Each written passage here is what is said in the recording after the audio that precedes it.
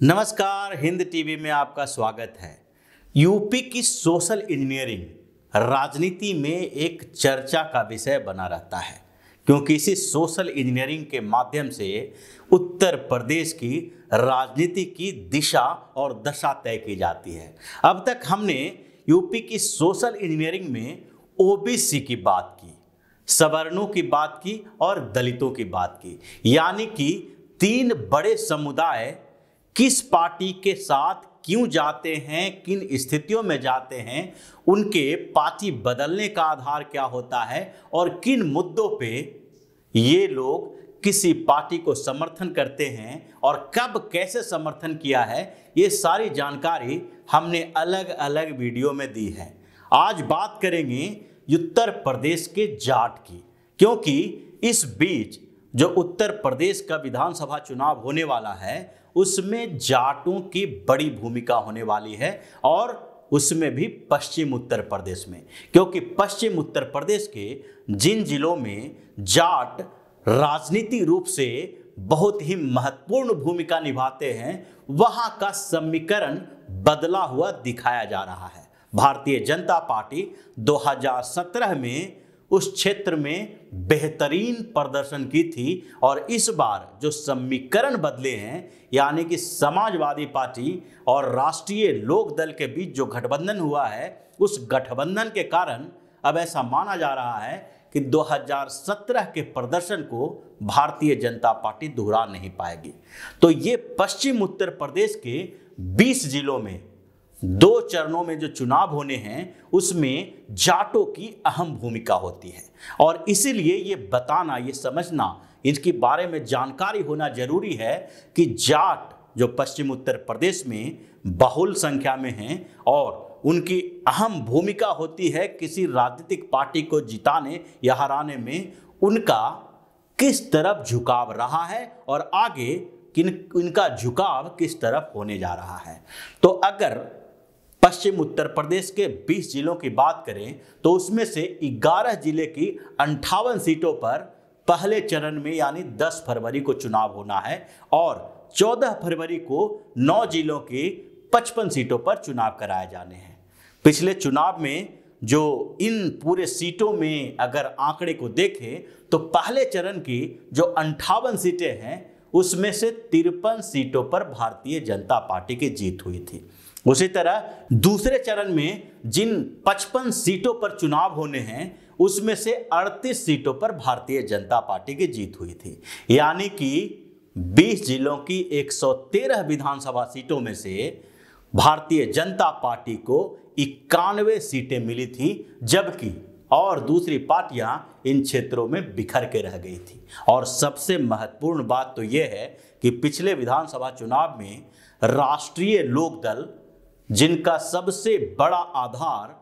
पश्चिम उत्तर प्रदेश के जाट हैं, उनको केवल 1 सीट मिली थी,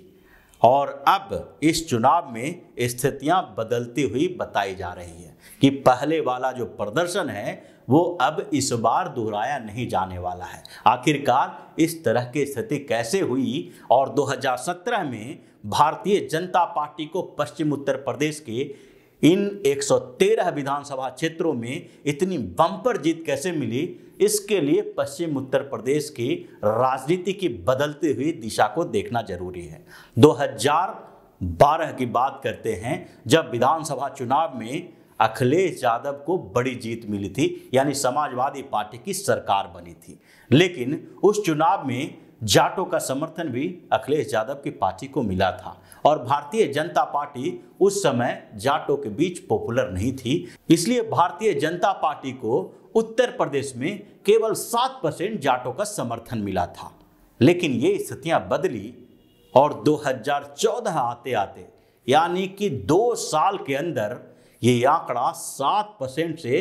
77 यानी 77% पहुंच गई। 2014 के लोकसभा चुनाव में भारतीय जनता पार्टी को जाटों का 77% वोट मिला, और 2017 के विधानसभा चुनाव में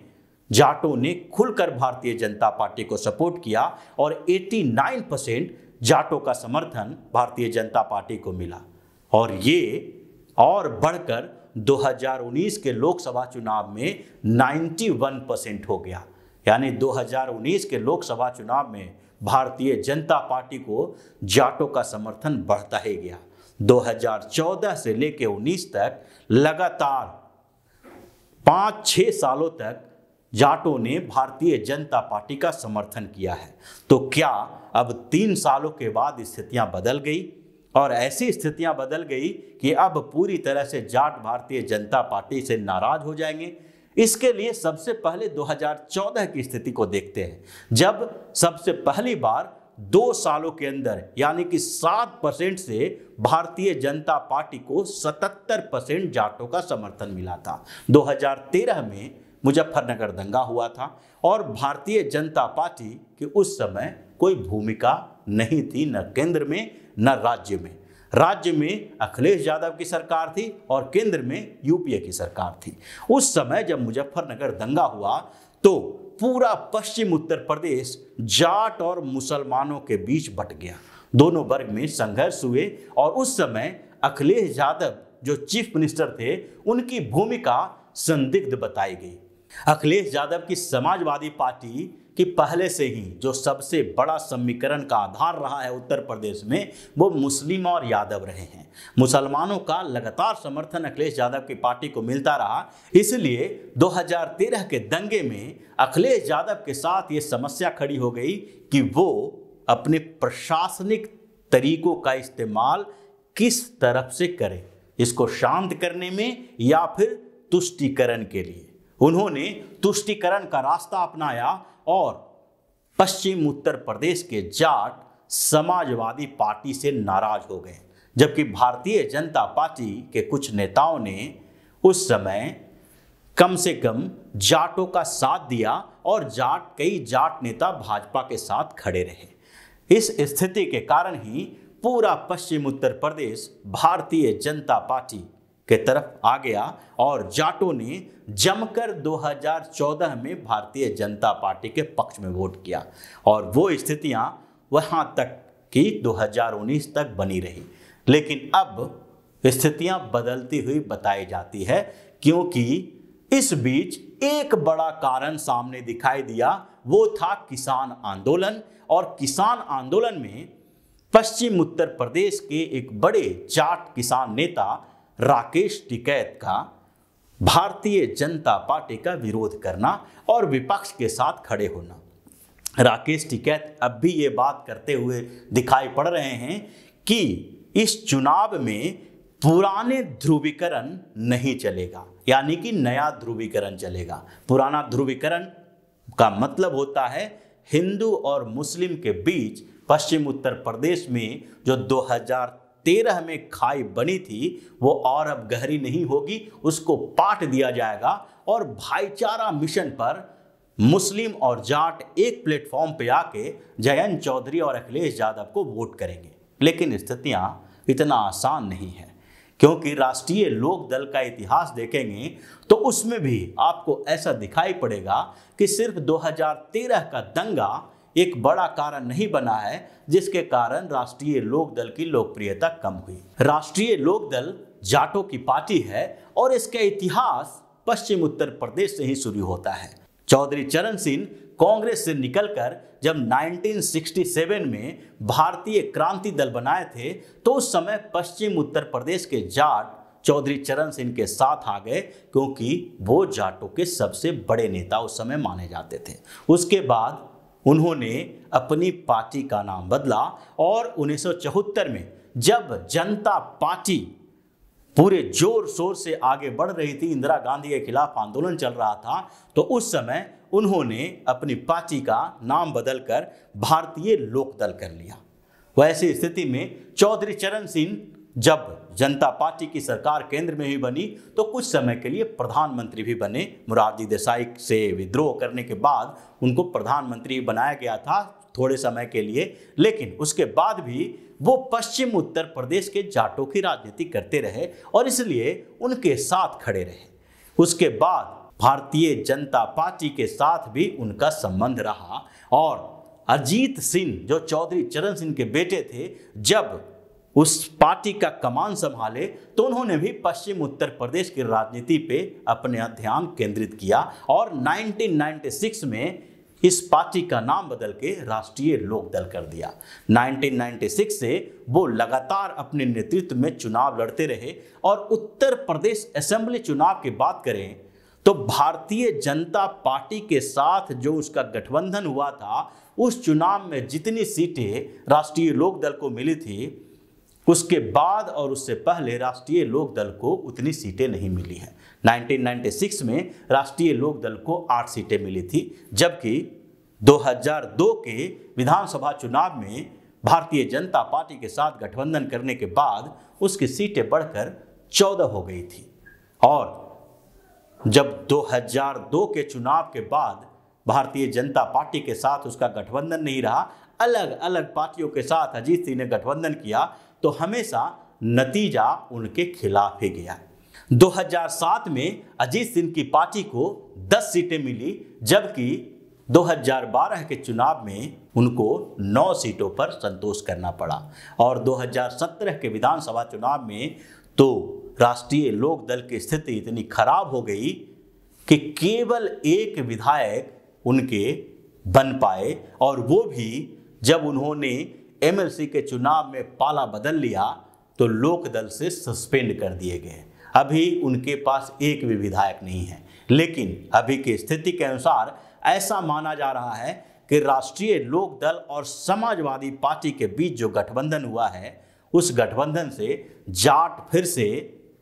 पश्चिम उत्तर प्रदेश में सपा आरएलडी गठबंधन का साथ देंगी और फिर एक बार पश्चिम उत्तर प्रदेश का समीकरण बदलेगा, जो 2014 से पहले था। यानी 2012 की स्थिति आएगी और समाजवादी पार्टी को पश्चिम उत्तर प्रदेश में बेहतरीन समर्थन मिलेगा, जिससे कि भारतीय जनता पार्टी की इन क्षेत्रों में करारी हार होगी और वो 2017 का जो परफॉर्मेंस है उसको दोहरा नहीं पाएगा। लेकिन स्थितियां इतना आसान नहीं है। किसान बिल वापस लिया जा चुका है, जाटों का गुस्सा भी खत्म हो गया है और सिर्फ एक किसान आंदोलन और दूसरी तरफ हिंदू मुस्लिम ध्रुवीकरण ही एक मुद्दा नहीं है, क्योंकि पूरे पश्चिम उत्तर प्रदेश में जो स्थितियां बनी है उसमें जितने ग्राउंड रिपोर्ट सामने आ रहे हैं और वहां पर लोगों से बातचीत करने के बाद जो पता चल रहा है, उसमें एक बड़ा मुद्दा सुशासन की भी है। भारतीय जनता पार्टी की सरकार में इन 5 सालों में गुंडा राज को खत्म करने के लिए जो एक्शन लिया गया है वो भी एक बड़ा मुद्दा है। और अभी भी लोगों के मन में इससे पहले की सरकार यानी कि अखिलेश यादव की सरकार के समय में जो गुंडा राज पनपा था उसकी यादें ताज़ा है। और उससे भी पहले कि जो सपा के सरकारों के समय मुसलमान तुष्टीकरण के मुद्दे रहे थे वो भी उनके जहन में याद ताज़ा है। और इसलिए ये दोनों के बीच के गठबंधन की बात, हिंदू मुस्लिम एकता की बात करके या फिर पश्चिम उत्तर प्रदेश में जाट और मुसलमान को एक प्लेटफॉर्म लाने के एक समीकरण की बात करके ये सुशासन, ये गुंडा के खिलाफ जो योगी सरकार का जो एक्शन है और उसके साथ साथ दूसरे जो मुद्दे हैं विकास के, उसको दरकिनार नहीं किया जा सकता है। और इन सारों मुद्दे को मिलाकर इतना तो कहा जा सकता है कि पिछली बार की तरह 90% जाट अगर भारतीय जनता पार्टी के साथ नहीं जाते हैं तो भी 75% के आसपास जाटों का वोट भाजपा की तरफ जाएगा और जो 25% वोट हैं उसमें आरएलडी और सपा को कुछ फायदा मिल सकता है। तो इसी तरह की खबरों के साथ फिर से हाजिर होंगे। तब तक के लिए बने रहिए हमारे साथ और देते रहिए हमें सहयोग, ताकि इसी तरह की खबर हम आपके लिए लाते रहें। धन्यवाद। अगर आपको हमारा वीडियो पसंद आया हो तो इसे लाइक करें, इस चैनल को सब्सक्राइब करें और हाँ, बेल आइकन भी दबाएं ताकि आप तक हमारे वीडियो की नोटिफिकेशन पहुंचते रहें। हमसे जुड़े रहने के लिए अपने सुझाव हमें कमेंट बॉक्स में देते रहें। हमें आपके सुझाव का इंतजार रहेगा। हमारे साथ जुड़ने के लिए धन्यवाद।